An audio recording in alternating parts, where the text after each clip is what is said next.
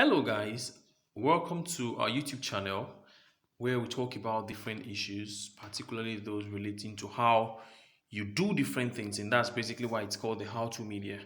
To start with, you can just click on the subscribe button and follow us, and also put on your notifications so you can get updates whenever we come up with contents.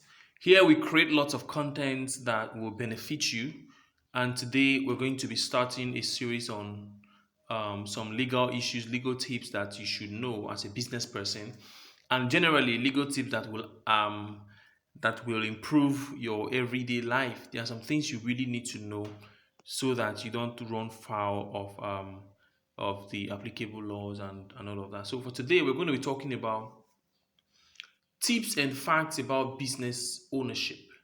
Facts about business ownership. Now, it's everybody's dream to be an entrepreneur. Fine. We want to own companies by ourselves and run companies by ourselves. But we don't want to make the mistakes of floating a business that is really not ours, whilst we go about with the impression that we own the company. Now, you can either, if you want to have a company, you can either have a limited liability company, a business name.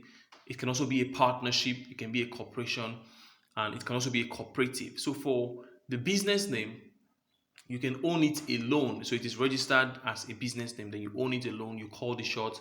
The signatories to the account will be run by you. Will be the only signatory, and you make decisions. But you can get people, but in that you can't bring in investors in the form of equity. So you can't sell shares and bring in new people into the business. You can also have a limited liability company. Here, what happens is that you establish the company with shares such that people can acquire shares. Before now, it was not possible to establish a company alone, but under the new law, you can own a company alone as a sole director and even as a sole shareholder. Then again, it can be a PLC. PLCs, it's open to the public or for the public to indicate their interest to participate in the company by paying money for shares in exchange for shares.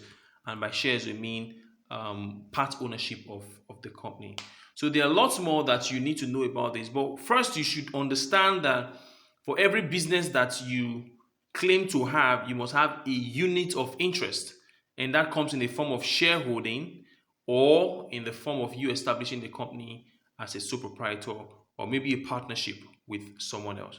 Click on the subscribe button and follow us for more. Thank you.